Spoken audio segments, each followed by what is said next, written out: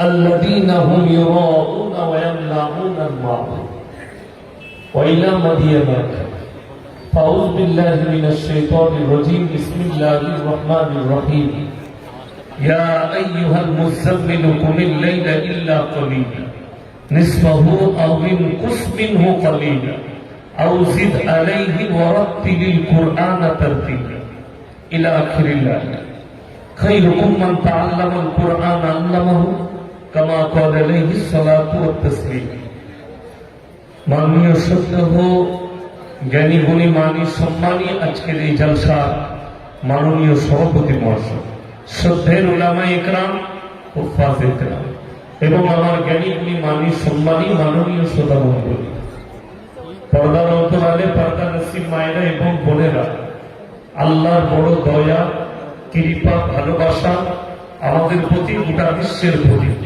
সবাই আল্লাহ শুকর আদায় করে হৃদয় থেকে বলি আলহামদুলিল্লাহ। তারপরে পরে বিশ্ব নবী জানাবে মুহাম্মদুর রাসূলুল্লাহ, সকলে বলুন সাল্লাল্লাহু আলাইহি ওয়াসাল্লাম। তেনার প্রতি শতকোটি দরুদ বর্ষিত, বলুন আমিন সুম্মা আমিন। সবাই একবার দরুদে ইব্রাহিম পাঠ করি। আল্লাহুম্মা সাল্লি আলা মুহাম্মাদিন ওয়া আলা আলি মুহাম্মাদ কামা সাল্লাইতা আলা ইব্রাহিম ওয়া আলা আলি ইব্রাহিম ইন্নাকা হামিদুম মাজিদ। আল্লাহুম্মা বারিক আলা মুহাম্মাদিন ওয়া আলা আলি মুহাম্মাদ কামা বারাকতা আলা ইব্রাহিম ওয়া আলা আলি ইব্রাহিম ইন্নাকা হামিদুম মাজিদ। গুণী কয়েক কথা আলোচনা করব, আমরা সকলে আমল করব, বলুন ইনশাআল্লাহ। এক নম্বর, আমরা মানুষ, আল্লাহ সৃষ্টি করেছেন, আমাদের শরীরের তিনটে হিস্সা, তিনটে পার্ট। কটা পার্ট বললাম? তিনটে। একটা হচ্ছে আল্লাহ, একটা হচ্ছে আমাদের নিজেদের, একটা হচ্ছে পোকামাকড়ের, কীট পতঙ্গের। যেটা আপনার আমার সেটা কি? আমল। যেটা আমাদের আমল। রূহ কার? জোরে বলুন, রূহ কার? আল্লাহ। আর শরীর হচ্ছে পোকামাকড়ের। মরে যাওয়ার পরে, কবরে দেওয়ার পরে আমাদের শরীরটা কে খাবে? পোকামাকড়। আর রূহ কার কবজায়? আল্লাহর কবজায়। খালি আপনার নিজের মধ্যে যেটা, সেটা হচ্ছে নেক আমল। সবাই ভালো আমল করবো, বলুন ইনশাআল্লাহ। শরীর আপনার নয়, রূহ আপনার নয়, জাস্ট আপনাকে আল্লাহ দুনিয়াতে সৃষ্টি করেছেন, পাঠিয়েছেন নিজের ইবাদত করার জন্য। এরপর আমাদের মুসলিম সমাজ মনে করে ইবাদত মানে শুধু নামাজ, রোজা, তাসবিহ, তেলাওয়াত, হজ, যাকাত, এইটাই। এই জন্য আমরা কমজোর। পরিপূর্ণ জীবন ব্যবস্থা হচ্ছে মাথা থেকে পা পর্যন্ত পরিপূর্ণ একটা জীবন ব্যবস্থার নাম হচ্ছে ইসলাম। সাংসারিক জীবন, ওটা একটা ইবাদত। আপনি বিয়ে করেছেন, স্ত্রী পুত্র পরিজন নিয়ে চলছেন, হালাল খাবার তাদের মুখে তুলে দিচ্ছেন, হালাল ইনকাম করছেন, এইটাও একটা ইবাদত।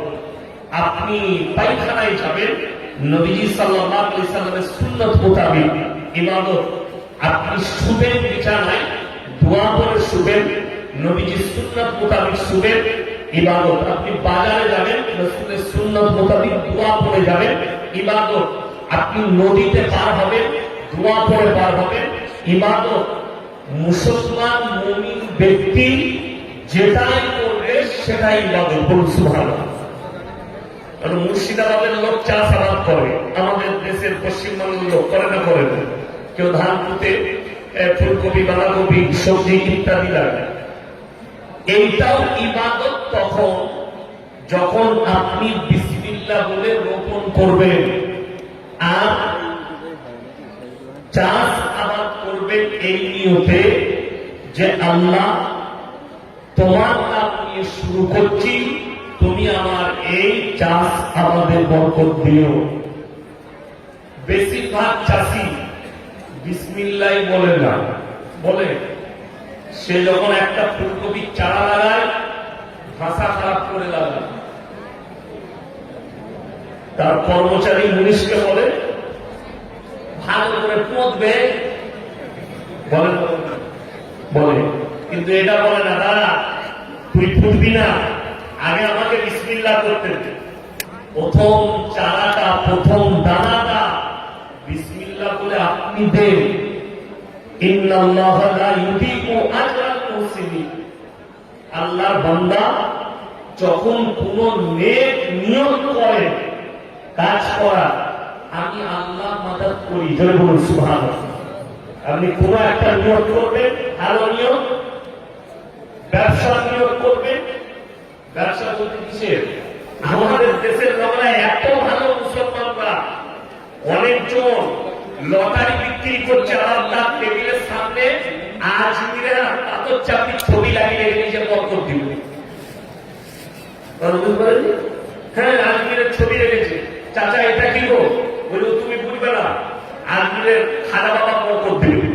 খাজা বাবা লটারিতে বরকত দেয়? হারাম জিনিসে। এটা মুসলমানদের আকীদা। এই আকীদাই হচ্ছে শিরকি আকীদা, কুফরি আকীদা। আপনার এই ব্যবসা তো হারাম ব্যবসা। এই আমাদের দেশের লোক হারাম ব্যবসা দোয়া করে, এসে আমাদেরকে বলে হুজুর দোয়া করবেন তো আমার ব্যবসায় যেন বরকত দেয়। অথচ তার ব্যবসা কিসে? গাঁজা বিক্রি করে, গাঁজা। আপনি মুর্শিদাবাদ, নদিয়া, মালদার যতগুলো জেল আছে খুঁজলেন, মুসলিমদের ছেলেরা গাঁজা পাচারে ধরা পড়েছে, ঢুকে আছে। আফিম, হিরোইন সব এই মুর্শিদাবাদ, নদিয়ার, মালদার ছেলে জেলের পুকুরিতে ভরা আছে। কেন? এদের কাছে তো দ্বীনি কালচার নেই, ইসলামী কালচার নেই, যার কারণে আপনাকে সহজে লোকে টুপি পড়াচ্ছে আর পড়াতেও পাচ্ছে। তা না হলে মুসলমান ভয় খায়। সকাল বলুন ভয় খাবে, খাবেন মাংস ভাত খাও না। দেশের লোকরা বলছে সব মুর্শিদাবাদ বাবারা গরু খাচ্ছে, আর এদের বলে আওয়াজ নেই। গরুর গোশত খেলে তো শক্তি বাড়ে, বাড়ে না? তো জোরে বলুন, গলার আওয়াজ বার করুন। আমার বন্ধুগণ, আমার ভাই, খুব দুঃখের সঙ্গে বলছি যে আজ আপনি ভয় খাচ্ছেন কোন শক্তিকে, যে শক্তি আমার আল্লাহ মিটিয়ে দিতে পারেন, সেই শক্তিকে ভয় খাচ্ছেন। সেই রাজাকে ভয় খাচ্ছেন, যে রাজার কাছে আমার আল্লাহ মালাকুল মউত পাঠালে সে আর বাঁচার রাস্তা পাবে না, তাকে ভয় খাচ্ছে।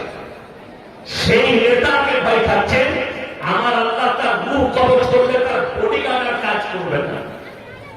আপনি সেই মানুষটাকে ভয় খাচ্ছেন, আমার আল্লাহ এদের থেকেও তাবর মরদদের নিচুকে রস বার করে দিয়েছে।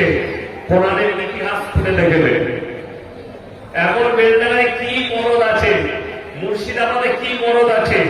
একবার গিয়ে হাজারদুয়ারিতে দেখো, নবাব সিরাজউদ্দৌলা যে তলোয়ারটা ব্যবহার করতো, আপনার আমার মতো 4টা মরদ লাগবে তুলতে, 50 কেজির উপরে বেশি ভারী। সেই তলোয়ার নিয়ে যুদ্ধ করতো নবাব সিরাজউদ্দৌলা। তাহলে কোন শক্তি ছিল? টিপু সুলতান যে তলোয়ার ইউজ করেছে, সেই তলোয়ারের ওয়েট কুইন্টলের কাছাকাছি, কুইন্টলের আপে হতে পারে, তার নিচে নয়। সেই তলোয়ার দিয়ে তাহলে কত শক্তি ছিল? সবাই নিয়োগ করুন, আমরা আল্লাহকে ছাড়া কেউ ভয় খাবো না, ইনশাআল্লাহ। এইটাই হচ্ছে মুমিনদের আকীদা আর মুমিনদের ম্যান বিশ্বাস। রিসপেক্ট আপনি করুন। একজন থানার আইসি, তাকে রিসপেক্ট করতে হবে, সম্মান। বাপকে সম্মান করুন, বড়কে সম্মান, ছোটকে স্নেহ করুন। এটা শরীয়ত, নবীর আদর্শ। কিন্তু ভয় একমাত্র আল্লাহকে খেতে হবে। আল্লাহ ছাড়া ভয়ের পাত্র পৃথিবীতে কেউ নেই। আল্লাহর কসম, এই রূহ কার কবজায়? আল্লাহর কবজায় আছে রূহটা। আপনি সবসময় আমার এই কথাটা মাথায় গেঁথে নেন যে আপনার রূহ আল্লাহর কবজায়, শরীরটা পোকা না করে আপনার যেটা নিজস্ব জিনিস আছে সেটা মাত্র একমাত্র আমল। আর সেই আমল যদি বদ আমল হয়, আপনার কবর কঠিন হলো, কিয়ামতের ময়দান কঠিন হয়ে গেল।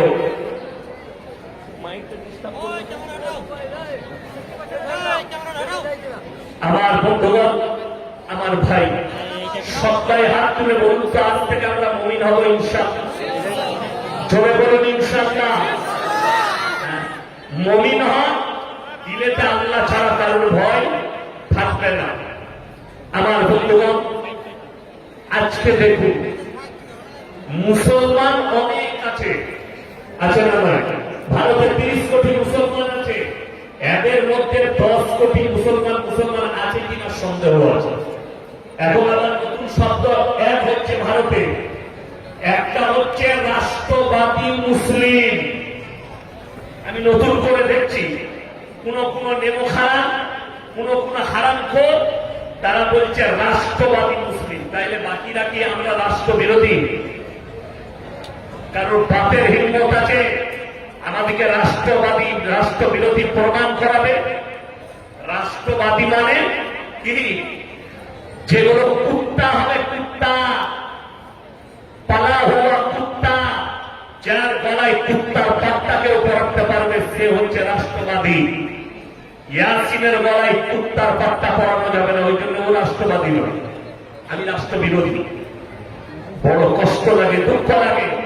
আমি বলে যাচ্ছি আপনাদেরকে, সবাই যারা ভয় খাচ্ছেন, আরে আমি তো রেডি হয়ে আছি, আমি ফর্ম জমা করে দিয়েছি এসআইয়ের। আপনারা ফর্ম নিয়েছেন তো? সকলে জমা করবেন, বলুন ইনশাআল্লাহ। জমা অনেকজন করে দিয়েছে, করে দিচ্ছি। আমি খালি রেডি আছি যে আমাদেরকে প্রমাণ দিতে হচ্ছে আমার বাপ দেশের নাগরিক কিনা, 2002 আমার বাপের নাম আছে কিনা। যদি নাম না থাকে তোমাকে এরপর প্রমাণ দিতে হবে যে তোমার বাপ এখানকার নাগরিক না আমি নাগরিক। তার মধ্যে 11টা ডকুমেন্টস লেগেছে। আমি দেখতে চাই গোটা ভারতের এসআইআর হোক, যারা অনুপ্রবেশকারী, লাঠি মেরে তাদেরকে গঙ্গা পার করাও, লাঠি মেরে তাদেরকে পদ্মা পার করাও। আমি দেখতে চাই দুটো মারাত্মক বেঈমান অনুপ্রবেশকারী দেশে ঢুকে আছে। একটার নাম হচ্ছে তসলিমা নাসরিন। সে বাংলাদেশি না ভারতবাসী? জোরে বলুন বাংলাদেশি। নিজেকে নাস্তিক বলে, আল্লাহ মানি না।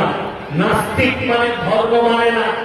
আপনারা শুনে যান, মুসলমান যুবক যত মানুষ আছেন ইমানদার ভাই, ভারতবর্ষে নয় পৃথিবীতে যত বড় নাস্তিক আছে, তারা বলে আমরা ধর্মে বিশ্বাসী নয়।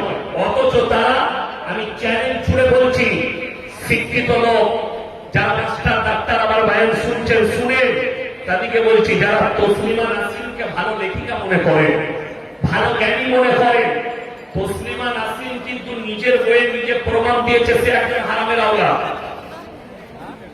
যদি বলেন দলিল কি আছে, সে তার বইয়ের নাম হচ্ছে লজ্জা।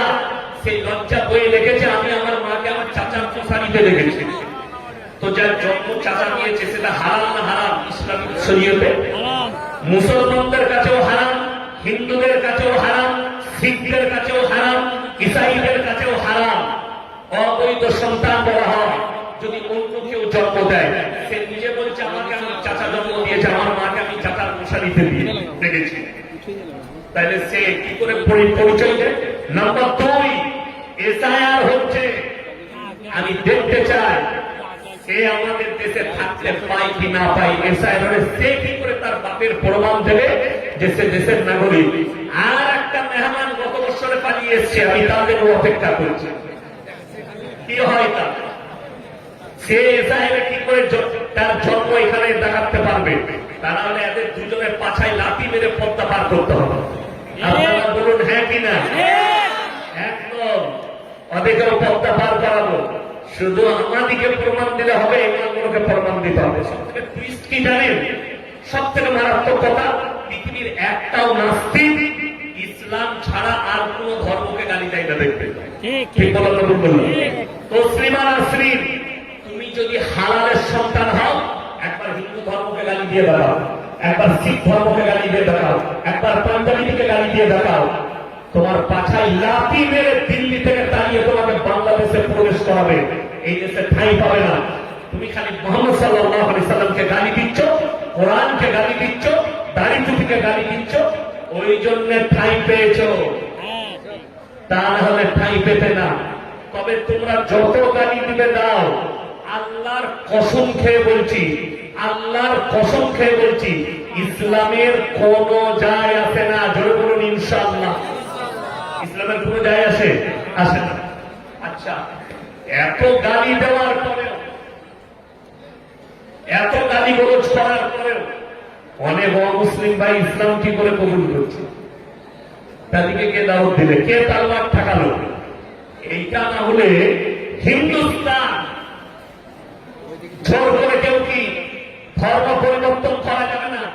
আপনারা ইমানদারির সঙ্গে বলুন, একটা বড় সেলিব্রিটি ক্রিকেটার, একটা বড় আর্টিস্ট, তাদের উপরে কেউ দাবাল দেয়?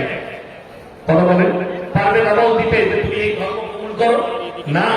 একজন সেলিব্রিটি মানে তার আন্তর্জাতিক মহলে তার একটা বড় নাম আছে। আপনারা সকলে জানেন, পৃথিবীর শ্রেষ্ঠ ব্রেক ড্যান্সার, আজ পর্যন্ত তার মতো ড্যান্সার জন্ম নেয়নি। তার নাম হচ্ছে মাইকেল জ্যাকসন। পৃথিবীর শ্রেষ্ঠ ব্রেক ড্যান্সার।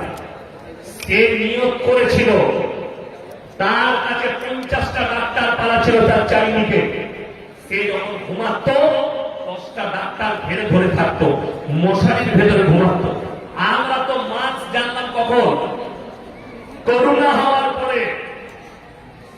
আর মাইকেল জ্যাকসন সেই যুগে, নিজের যুগে মাস্ক পরেছে, হাতে হ্যান্ড গ্লাভস পরতো, কারোর সঙ্গে মোলাকাত করতো না, মোলাকাত করলে হ্যান্ড গ্লাভস পরে, তাছাড়া মোলাকাত করতো। ডাক্তাররা কেন? সে বলেছিল, আমি পয়সার দ্বারা, টাকার দ্বারা বছরে খালি নিজের পেছনে 150 কোটি টাকা খরচ করতো। কত বললাম? 150 কোটি। 150 বছর আমি বাড়ি বেঁচে থাকবো এই নিয়মে। 50 বছরের রোগে আক্রান্ত হলো। সে যখন বুঝতে পারলো যে আমার টাকা ব্যর্থ, আমি ব্যর্থ, এটা কুদরতের হাতে, মৃত্যু এই রূপ অন্য কারোর হাতে নয়, জীবন আল্লাহর হাতে। পয়সা থাক আর ডাক্তার থাক, জীবন দেনেওয়ালাকে আল্লাহ। তখন শেষ পরিণতিতে সে একমাত্র আল্লাহ বিশ্বাসী হলো এবং কালমা পড়ে মুসলমান হয়েছিল। জোর করে সুবহানাল্লাহ। তার কারণ কি? সে দেখলে আমি মৃত্যুর সঙ্গে পাঞ্জা লড়তে শুরু করেছি, আমার আর উপায় নেই। তার মানে একজন পৃথিবীর পরিচালক আছেন, যিনি গোটা পৃথিবী পরিচালনা করছে। আমাদের দেশের কেন বললাম 10 কোটি মুসলমান নেই? রাসূল আকরাম সাল্লাল্লাহু আলাইহি সাল্লাম বলেছেন, আখরি জামানায় আমার উম্মতীদের মধ্যে এক শ্রেণীর উম্মতি, তারা মুশরিক কাফের হয়ে যাবে। আপনারা অনেক দূরের কথা। আমাদের মতো বক্তা, আমাদের মতো মাথায় টুপি লাগানো মৌলবি, তারাও ঈমান হারাচ্ছে। কেন? চেয়ারের জন্য, স্বার্থের জন্য, নিজের স্বার্থ বজায় রাখার জন্য হারিয়ে দিচ্ছে। আমি মুর্শিদাবাদে দেখলাম, আমি নাম করব না কোন বক্তা, কিন্তু দেখলাম তিনি দীপাবলির গানের অনুষ্ঠান চলছেন, সেই স্টেজে তিনি দাঁড়িয়ে আছেন নায়িকার পাশে, আর গান চলছে। তিনি আবার বক্তব্য দেন, আল্লাহ মাফ করুন। এইগুলোই হচ্ছে কিয়ামতের আলামত। তারা মুশরিক হয়ে যাবে। বীরভূম ডিস্ট্রিক্টের এক হুজুরকে দেখলাম, নামের আগে মুফতি, নামের শেষে কাসমি, তার শেষে পীর। অথচ তিনি দীপাবলির স্টেজে গিয়ে বলছেন, আপনারা মায়ের আশীর্বাদ নেবেন, মায়ের আশীর্বাদে ভালো থাকবেন, মায়ের আশীর্বাদ নিয়ে যাবেন। আমি বললাম, এই মৌলবীকে সমাজের সামনে, জাতির সামনে ক্ষমা চাইতে হবে, আল্লাহর কাছে ইস্তেগফার করতে হবে। এত বড় শিরক করেছে, আল্লাহর কাছে যত বড় পাপ আছে, নিকৃষ্ট পাপ হচ্ছে শিরকের পাপ। এই যদি আল্লাহর কাছে ক্ষমা না চায়, ইস্তেগফার না করে, ফিরে যদি না আসে, এর ঈমান ধ্বংস হয়ে গেছে। এ যখনই বলেছে আপনারা মায়ের কাছে আশীর্বাদ দিবেন, আর আকীদা পাল্টিয়ে গেছে যে এই মা, এই মাটির তৈরি একটা মূর্তি, এর কাছে চাইলে কিছু পাওয়া যায়, এই আকীদা রাখা মাত্র ঈমান ধ্বংস হয়ে যাবে। কেন রেখেছেন? তিনি দেখলেন আমি যেখানে আমাকে দাওয়াত দিয়েছি স্টেজে, অনেক অমুসলিম ভাই, অনেক হিন্দু ভাই আছেন, তারা আমাকে বলবে এই মৌলবীটাই হচ্ছে রাষ্ট্রবাদী, এই মৌলবীটাই হচ্ছে একমাত্র সম্প্রীতি রাখা। আজের কথা, আমার বয়ান তো অনেক হিন্দু ভাই শুনে, এরপর যদি মনে হয় এখানে শিক্ষিত লোক থাকবে, ইয়াসিন সাহেব যা বক্তব্য দিচ্ছে তাতে সম্প্রীতি নষ্ট হবে, এটা যদি সত্য হয়, সম্প্রীতি আমাদের কাছ থেকে শিখতে হবে, আমি তোমার কাছ থেকে শিখবো না। সম্প্রীতি আমার আল্লাহ শিখিয়েছেন, রাসূল সাল্লাল্লাহু আলাইহি সাল্লাম শিখিয়েছেন। আর যদি বলেন না, ধর্ম যার যার উৎসব সভা, এটার নামই সম্প্রীতি, তাহলে কুরবানির দিনে আমি দুটো ষাঁড় জবাই করবো, তোমরা চলে এসে বুঝতে পারেন? ধর্ম উৎসব তো সভা, তাহলে কোরবানিটা বাদ যাবে কেন? থানার মেজবাবু ছিলেন, এখনই চলে গেলেন দেখা করে আমার সাথে, আপনাদের বেলডাঙ্গা থানা। থানাতে কোরবানির আগে, ঈদের আগে ইমাম দিকে ডাকা হয় না? হয় ইমাম, মুলবি, নেতা, সমাজের তাদেরকে ডাকা হয়। কি বলা হয়? আপনারা গিয়ে মেসেজ দিবেন, আপনারা কোরবানি করলে লুকিয়ে করবেন, কোন মুসলিম ভাইকে কষ্ট দাও না। এটা আমাকে বলতে হবে কেন? এটা তো আমরা শিক্ষা দিই। কথা বলে, এটা তো রাসূল সাল্লাল্লাহু আলাইহি সাল্লামের আদর্শ, যে তোমরা মুমিন ততক্ষণ হবে না যতক্ষণ পর্যন্ত তোমার কাছ থেকে তোমার প্রতিবেশী সুরক্ষিত হবে। তোমরা দেখো না তোমার বাড়ির পাশে কে আছে, ক্ষুধার্ত হলে খাবার দাও, বস্ত্রহীন হলে বস্ত্র দাও, বিপদে পড়লে পাশে দাঁড়াও। দেখো না হিন্দু, দাস, মুচি, দলিত, আদিবাসী, দেখো না পুঞ্জাবে তারা একটা মারাত্মক দলিল দিবে। 1 বছর আগে মুম্বাইয়ের এশিয়া মহাদেশের সব থেকে বড় ক্যান্সারের হসপিটালের নাম হচ্ছে মুম্বাই টাটা মেমোরিয়াল। অনেকগুলো গেট আছে, অনেক বড়, রতন টাটা বানিয়েছে। এই হসপিটালের গেটগুলোই প্রত্যেক দিন সকাল সন্ধ্যা বড়লোক যারা আছে তারা খানা বিলি করে গরিব। টাকা থাকলে অনেক সময় মানুষ কিনে খেতে পারে না, পারে সময় প্রয়োজন যাওয়া। কেউ বাপের ক্যান্সার হয়েছে, তার কাছে পয়সা আছে, পকেটে খাবার মতো টাকাও আছে, সে গরিব নয়, কিন্তু তার বাপকে নিয়ে এমন পজিশনে আছে ডাক্তার কখন ডাকবে, তো তার কিনে খাবার সময় নেই। তো গেটে যদি কেউ খাবার দেয়, এমন ভোগ লেগেছে, সেই খাবারটা খাওয়া যায় যাচ্ছে, নিয়ে খেলে বড় লোক দিচ্ছে। তো সেখানে অনেক লোক লাইন দিয়েছে, একজন হিন্দু ভাই খানা পাচ্ছেন, সেখানে মুসলিম মহিলা আছে, মুখে কাপড় বাঁধা। এ তখন টুপিওয়ালা দেখেছে, বোরকাওয়ালি দেখেছে, মুখে কাপড় উন্না বাঁধা দেখেছে, দেখার পরেই বলতে লেগেছে, जो जय श्री राम बोलेगा उसी को खाना मिलेगा, ना तो नहीं मिलेगा, निकलो लाइन। এটা হচ্ছে তার ভাষা, जय श्री राम बोलोगे तो खाना मिलेगा, ना तो लाइन से निकाल जाओ, निकलो यहां से, खाना तुम्हें नहीं मिलेगा। আর একটা গেটেতে একজন মুসলিম চাচা, মাথায় টুপি, মুখে দাড়ি, বড় বড়, তিনি গাড়ি করে নিয়ে এসে খানা বিলি করছেন। তিনি কি বলছেন জানেন? ভোক লাগি হ্যাঁ, খানা খা লো, কুছ বলনে কা জরুরত নেই। জোরে বলুন সুবহানাল্লাহ। এইটাই হচ্ছে রাসূলের আদর্শ। ভোক লাগি হ্যাঁ, খানা খা লো, কুছ ভি বলনে কা জরুরত নেই। আর এ বলছে যতক্ষণ পর্যন্ত আমার ধর্মের নারা না লাগাবে ততক্ষণ পর্যন্ত খানা পাবে। আমি ভারতের যতগুলো মিডিয়া আছে সকলকে চ্যালেঞ্জ করলাম, ভারতের যতগুলো হিন্দু মুসলিম যত ধর্মের মানুষ আছে আমি চ্যালেঞ্জ করলাম, এই ভারতে এমনকি 25 কোটি মানুষ হিন্দু মুসলিম এই ভারত থেকে বাইরে রাষ্ট্রে তারা কাজ করে। আরব, দুবাই, কাতার, কুয়েত, ইন্দোনেশিয়া, মালয়েশিয়া, করে না করে না? মুর্শিদাবাদের অনেক মুসলিম ছেলে আছে আরবে, দুবাই, কাতারে। ইমানদারির সঙ্গে বলবেন, দুবাইতে কোন হিন্দু ভাইকে ধরে বলেছে যে আল্লাহু আকবার বল? যদি কেউ প্রমাণ দেয়, আমি সমাজের বুকে আর কথা বলবো না, নিয়ে এসো একটা প্রমাণ। কেউ বলতে পারবে? ইন্দোনেশিয়া, মালয়েশিয়ায় 90% মুসলিম, গুগলে সার্চ করো, সেখানেও কমপক্ষে 20,000 মন্দির আছে, 20 থেকে 21,000। একটা যদি প্রমাণ দেয় কেউ যে অমুক মন্দিরের উপরে ইসলামের ঝান্ডা লাগানো হয়েছে, অমুক মন্দিরে পুজো করতে দেয়নি, আমি আর সমাজের বুকে জীবনে কথা রাখবো না, চ্যালেঞ্জ করলাম না, নেই। কেন? আসল কথা হচ্ছে আমরা খাবার খাই, ভাত খাই না, খাই না? আমাদের বাঙালিদের খাবার ভাত। তো আপনি ভাত খাবেন না গু খাবেন? তো আপনার একটা মজা আছে, টুরিস্ট কি আমি ভাত খেলাম, তাহলে আর ইনকাম করার দরকার নাই, আমি পায়খানা করবো, ঘুরি ওই মালটা আবার ঘুরি। এইরকম যদি নিয়ত থাকে, সে মালের অবস্থা ওই হবে। তার মানে কি? পানি অত লস্কান করে লাভ নাই, নষ্ট করে লাভ নাই, নিজের মত আর নিজে পান খাওয়া। আমার বলার উদ্দেশ্য, মুখখোর হলে, ভূখোর হলে তাদের ব্রেন এরকমই কাজ করবে। আর যদি তার ব্রেনে দুধ পড়ে, তার ভেতরে কাজু কিশমিশ পেস্তা পড়ে, তার ভেতরে হালাল খাবার পড়ে, তার ব্রেন আঘাত করবে না।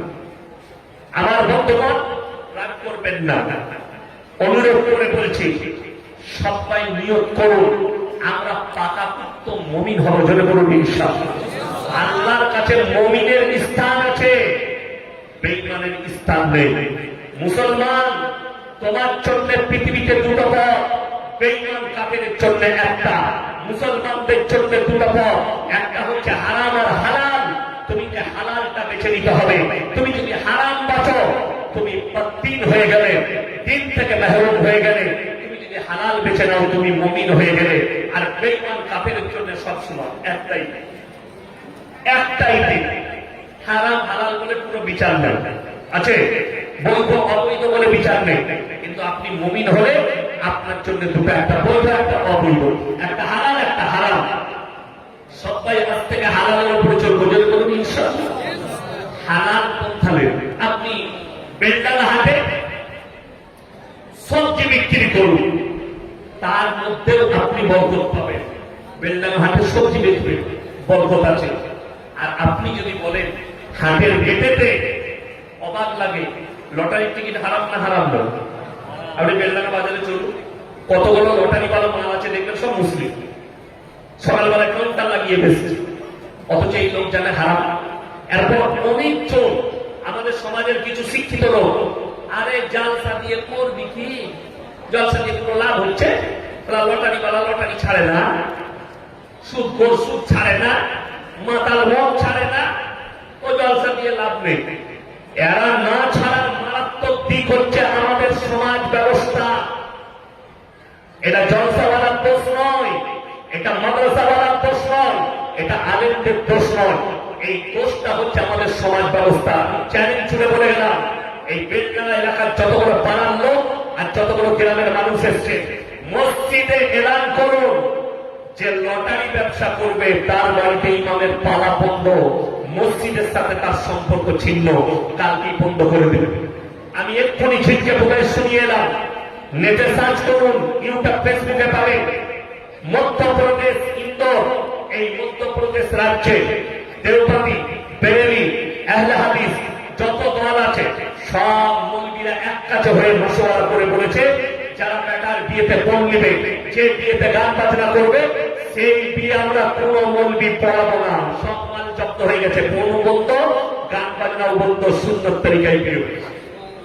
কথাটা বুঝতে পারেননি? এখন যদি আমরা এই সিদ্ধান্ত নিতে পারি, গ্রামের মানুষ, এই লোক প্রকাশ্যে সুদ খাচ্ছে, প্রকাশ্যে সুদখোর, এই লোক না মসজিদে কোনো এক দান দেওয়া যাবে না, এক বাড়িতে ইমাম পালা যাবে, মায়ের জব্দ হয়ে যাবে, কালকে সুদ ছেড়ে দেবে। কিন্তু আমরা নিতে পেরেছি না, নিব কি করে? বেশিরভাগ আমাদের দেশে যদি 1 লাখ মসজিদ থাকে ভারতে, 90,000 মসজিদের সেক্রেটারি হারামখোর। আমি বললি খারাপ কাল দিবে অনেক চোখ, তুমি আমাকে গাল দাও, 90% রাগ করেন না, 90,000 মূল এমন বেরোবে। আরে ওটা তো দূরের কথা, 1 ওয়াক্তের নামাজ পড়ে না এমন সেক্রেটারি আছে, মসজিদ গায়ের চড়ে মসজিদ চালাচ্ছে, দখল করে রেখে দিয়েছে।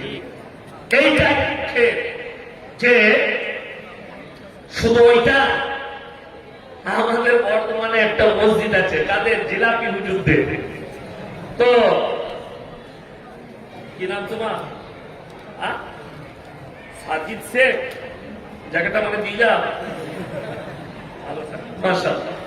আমার ভাই, তো সেই মসজিদের পাশে 40টা তাল গাছ, কটা বললাম? 40 তাল গাছ। দেখবেন গরমকালে গ্রীষ্মের দিনে এই তাল গাছগুলোই আমাদের দেশের যারা আদিবাসী ভাই আছে তারা রস টাঙায়, সেটার নাম তাড়ি। তাড়ি মানে মদ। তাড়ি খেলে নেশা হয় না, হয় না? তো এ 2000 করে কন্ট্যাক্ট দিয়ে দিয়েছে, 2000 টাকা করে কন্ট্যাক্ট। 40টা গাছে 80,000 টাকা দিবি আমাকে, গোটা সিজের রস টাঙা, তুই যত পারবি মদ বিক্রি কর, আর আমাকে 1 হাঁড়ি করে দিবি মসজিদের থেকে উমালু খা। বুঝতে পারছেন দাদা মসজিদ কত ভালো চলবে? আমি একদিন বাজারে তাদের ইমামকে জিজ্ঞেস করলাম, আচ্ছা কটা মুসলিম ভাই তোমার মসজিদে? বলছে 7.5টা, মানে একটা ছোট ছেলে আছে। কটা বললাম? 7.5টা, মানে একটা অর্ধেকটা। আমরা ফজরে এমনি গরমের সময় 2-3 জন আসে, আর পৌষ মাসের শীতে বলছে ও আমি বিছনের ভেতরে মাইকটা খুলে নিয়ে শুনি হুজুর, ও ফজরের সময় আজান দিয়ে আমিও ঘুমিয়ে যাও, সারারাও ঘুমবে, মানে কেউ নামাজ পড়ে না। বলে আমি 7টার সময় উঠে গেটে দেখি চা বিস্কুট দিয়ে গেছে, আমি খেয়ে, আমি যেমন রূপ তেমন ফেরেশতা। সেই ইমামকে দেখছি একদিন বাজারে বসে ফুটকা খাচ্ছে, সিগারেট খাচ্ছে।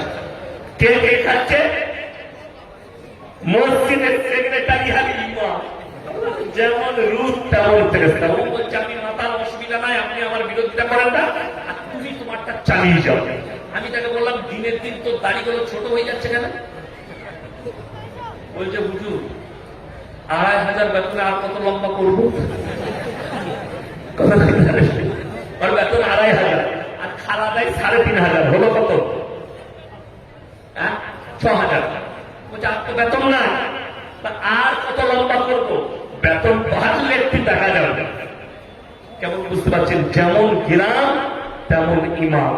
দুঃখ ওইটাই না, গ্রামের লোকের পরিবর্তনের নেশা আছে, না যে ইমামতি করছে তার নেশা আছে যারা পরিবর্তন হোক। আমি বলেছি যেদিনে তোর মসজিদে মুসল্লি বাড়বে, তোর চাকরিটাও সেদিনে চলে যাবে। যাবে না? যাবে না? আচ্ছা বলুন তো, বেলডাঙ্গা মার্কেটে ইমাম সাহেব যদি দাঁড়িয়ে আছে সকালবেলায়, তারপরে নামাজ পড়বে না, তাড়াবে, দাঁড়িয়ে। তো আমাদের সমাজ এত ভালো, অন্যায় করে অন্যায়ের প্রতিবাদ করে না, সাপোর্ট করে। তা না হলে নাস্তিকের জানাজার নামাজ কখনো আমাদের সমাজে হয়? হাজী সাহেবের বেটা, বড় লোকের বেটা, নাস্তিকতার উপরে জীবন কাটিয়ে মারা গেছে, প্রকাশ্যে নাস্তিক, আল্লাহ মানে না, রসুল মানে না। ইমামকে চাপ দিয়ে বলছে জানাজার নামাজ পড়াও। আর যে ইমাম জানা শোনার পরও, জানার পরও যেটা নাস্তিক, প্রকাশ্যে তার জানাজার নামাজ পড়াবে, সেই ইমামকে কিয়ামতের দিন আল্লাহ কঠিন পাকড়াও করবেন, হিসেব দিতে হবে। কেন? যে আমার আল্লাহকে মানেনি, তার জানাজার নামাজ কি করে পড়বেন? জানাজার নামাজ তো দোয়া, মাইয়াতের মাগফিরাতে এমন একজনের জন্য দোয়া করছে যে আমার আল্লাহকে মানেনি, নবীকে মানেনি, দ্বীনকে মানেনি। যদি বলেন হুজুর দাফন, তাকে তোমার ব্যক্তিগত জমি থাকলে সেখানে পুঁতে দাও না, সারের কাজে লাগবে, শরীয়তের কোনো কাজে লাগবে না। শরীয়তের কাজে লাগতে গেলে মুমিন হতে হবে। কবরস্থানের দাফন আর জানাজার নামাজ হয় মুমিনদের। সবাই নিয়োগ করুন আমরা আল্লাহকে বিশ্বাস করে মুমিন হব ইনশাআল্লাহ। আর প্রত্যেকটা বাচ্চাকে দিনী শিক্ষা দেবো, জোরে বলুন ইনশাআল্লাহ। আমরা কখনোই মাদ্রাসাওয়ালারা বলে না, মৌলবীরা বলে না যে তোমার ছেলেকে ডাকে মৌলবী করো, হাফেজ করো, কারি করো, মুফতি করো, না। এটা কম্পালসারি নয়। আল্লাহ যাকে দেবে সেই একমাত্র নিয়ামত পাবে। আল্লাহ যাকে কবুল করবে না মারো, মাশাআল্লাহ, ভালো না। দেখুন আমি একটা কথা বলি, আপনি নিজের সন্তানকে নেক করবেন, 3টে জিনিস পৃথিবীতে রেখে যাবেন, কিয়ামতের সকাল পর্যন্ত নেকি পাবেন, ধরে বলুন সুবহানাল্লাহ। নাম্বার 1, নেক সন্তান। যে সন্তান আপনার জন্য দোয়া করবে, আপনি মরে যাওয়ার পরে আপনার কবর জিয়ারত করবে, আপনার জন্য দান খয়রাত করবে। আপনি চলে যাওয়ার পরে আমাদের দেশে বাম মরে গিয়েছে, সকালবেলায় মসজিদের দরজায় দাঁড়িয়ে আছে, হুজুর ফজর পড়ে বেরোবে, কি হলো? আমার বাপের একটু কবর জিয়ারত করতে চলুন তো। বলে তুই বলে আমি জানি না। বলে আমি যাবো, মাথায় টুপি লাগাইছে, হারাম করে ফজর পড়ে নাই, বাপের কবর জিয়ারত করবে হুজুরের সাথে। হুজুর গিয়ে আমরা পুত্রে হুজুর কি করছে, তো হুজুর যেন আমাকে বুকা নামন করে এই পাশে কিচ্ছু জানে না। ওকে জিজ্ঞেস করে কি বললি, জানলে তো করবে। হুজুর মুখ লাগছে মানে হুজুর মুখ লাগবে। এই হচ্ছে আমাদের সমাজ ব্যবস্থা। আপনার ছেলে ডাক্তার হোক, মাস্টার হোক, প্রফেসর হোক, ইঞ্জিনিয়ার হোক, নেতা হোক, মন্ত্রী হোক, আল্লাহর কসম খেয়ে বলছি, আল্লাহর কসম খেয়ে বলছি, যদি তার মধ্যে দিন না থাকে আমার আল্লাহর কাছে কোন রকমের মূল্য। দিন কম্পালসারি। আপনারা দেখতে পেলেন ডাক্তার বাবু আপনার কাছ থেকে দোয়া চাইলেন, আমার সন্তান অসুস্থ, আপনারা দোয়া করবেন। সবাই ডাক্তার বাবুর সন্তানের জন্য দোয়া দিবেন, আল্লাহ যেন শিফা দান করে। বলুন আমি শিফা দান করে।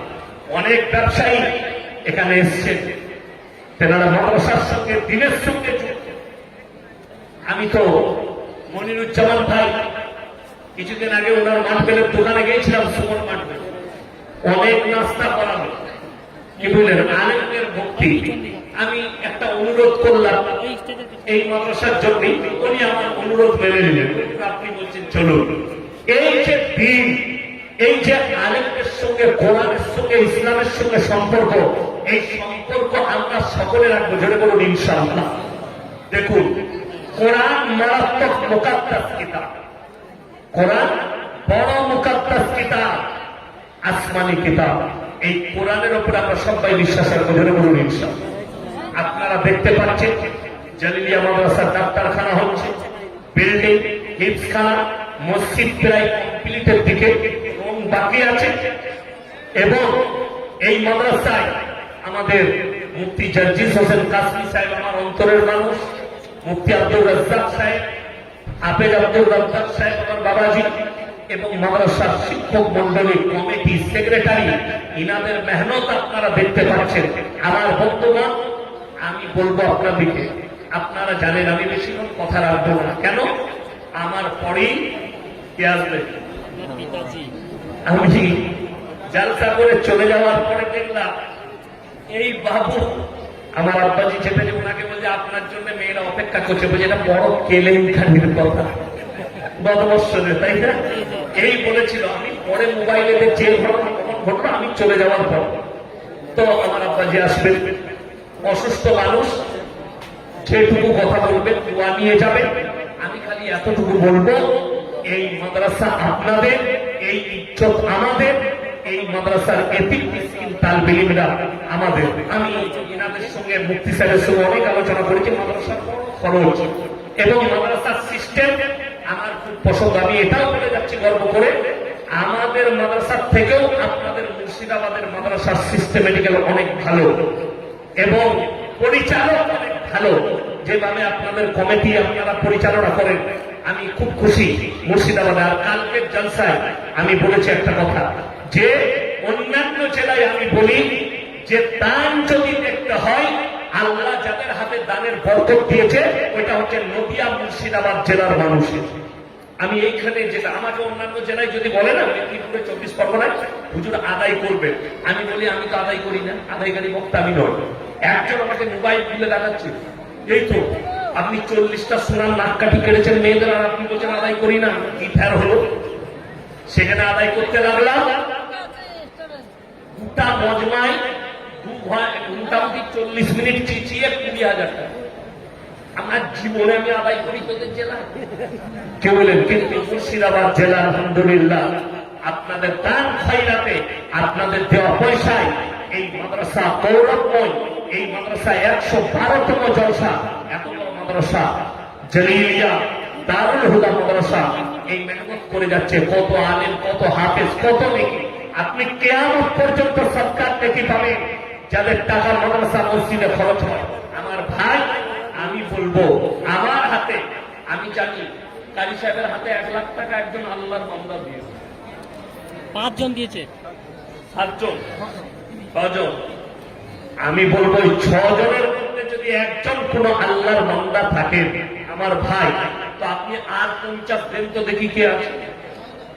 50,000 টাকা একজন কেউ আছেন যে একজন 50,000 টাকা দিবেন আমার হাতে ইনশাআল্লাহ? একজন আল্লাহর বান্দা কেউ আছে এখানে? আমি এখনো জলসা শেষ করে দুই চারটা কথা বলবো, খালি একটু চেয়ে নিচ্ছি 2 মিনিট 10 মিনিট। আমার ভাই একজন কেউ আছেন 50,000 টাকা দেবেন আমার হাতে? কত টাকা দিয়েছেন? 7 লাখ টাকা আল্লাহ আমার হাতে 50 একজন দেবে না? আমি তো বেশি চাই না। হ্যাঁ, বর্ধমান জেলার লোক কম চাওয়াই ভালো। কারি সাহেব বাবাজি তো আপনাদের ঘরের লোক, একটু বেশি চাইছে।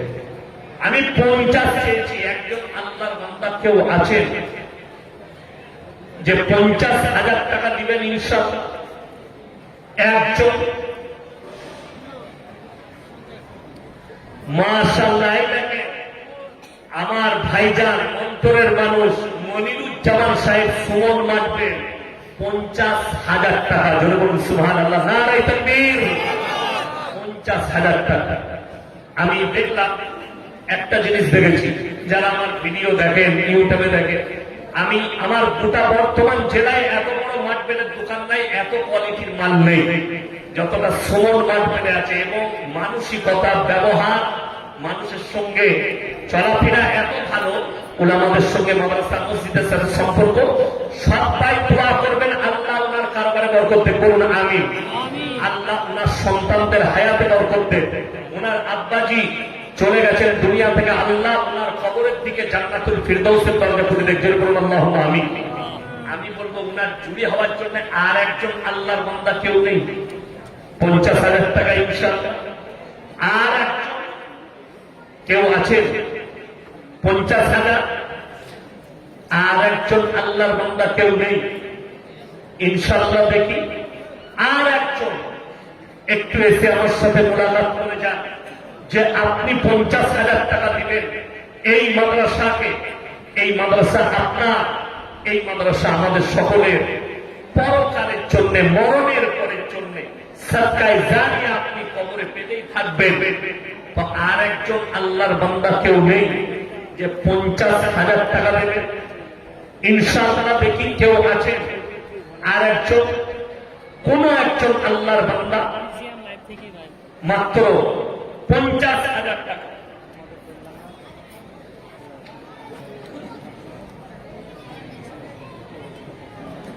নারায়ে তাকবীর। আমাদের বেলডাঙ্গার এমএলএ হাসানুজ্জামান সাহেব নগদ 20,000 টাকা পাঠিয়েছেন। মাশাআল্লাহ, আল্লাহ দানকে কবুল করুন, নেক নিয়তকে আল্লাহ পুরো করুন, কারবার আল্লাহ বরকত দেন। আচ্ছা, আলো ভাইয়ের মাধ্যম দিয়ে পাঠিয়েছেন, মাশাআল্লাহ, আল্লাহ দানকে কবুল করুন। বেগমে একজন 1000 টাকা দিয়েছেন, মাশাআল্লাহ।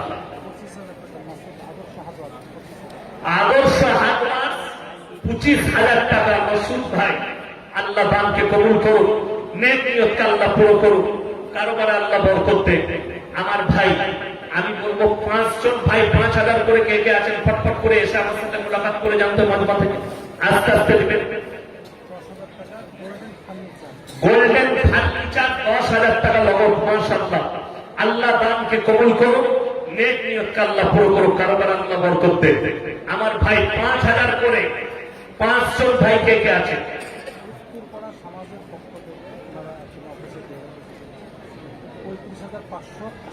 উত্তরপাড়া সমাজের পক্ষ থেকে অফিসে দিয়ে গেছেন 35,500 টাকা। আল্লাহ দানকে কবুল করুন, নেক নিয়তকে আল্লাহ পুরো করুন, আল্লাহ আপনাদের পুরো পাড়ার উপর আল্লাহ রহমত বর্ষিত করুন।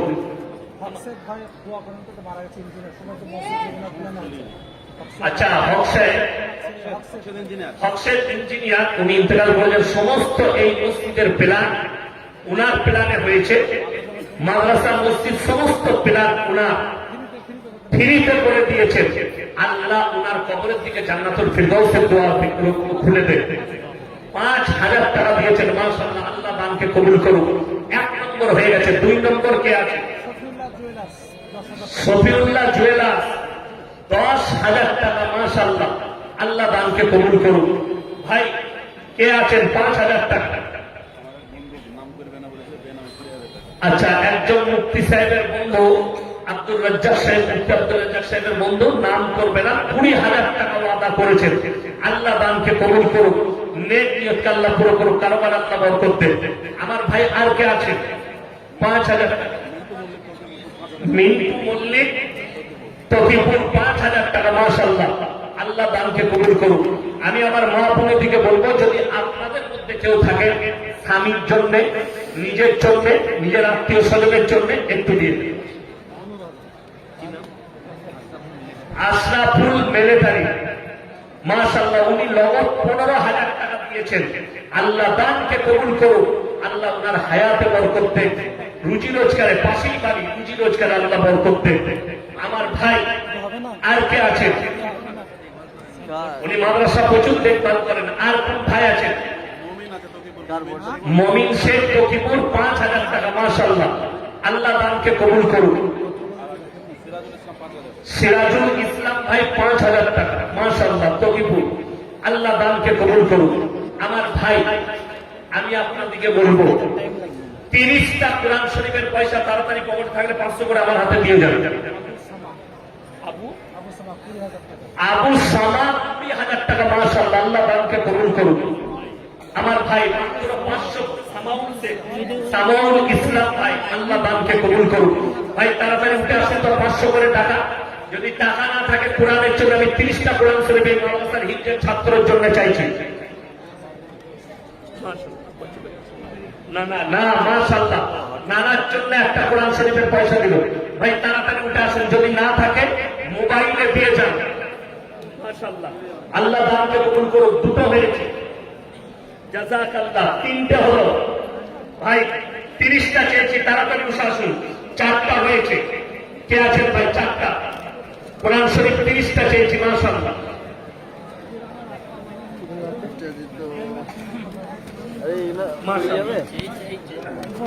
আচ্ছা, আব্বার নামে 500 টাকা দিয়েছে। আল্লাহ ওনার আব্বাকে জান্নাতি করুন, কারবারে বরকত দেন, মাশাআল্লাহ, জাযাকাল্লাহ। আল্লাহ দানকে কবুল করুন। মুস্কান, মুস্কান খাতুন ইন্তেকাল করছে, ওনার নামে একটা, মাশাআল্লাহ, জাযাকাল্লাহ। আচ্ছা, আপনার 500, মাশাআল্লাহ। উঠে আসেন ভাই, আল্লাহ হায়াতে বরকত দেন। দুই বন্ধু মিলে, আচ্ছা, মাশাআল্লাহ। এসো ভাই। মা, আল্লাহ তোমার মাকে জান্নাতি করুন, মাশাআল্লাহ। আমার ভাই আর কে আছে?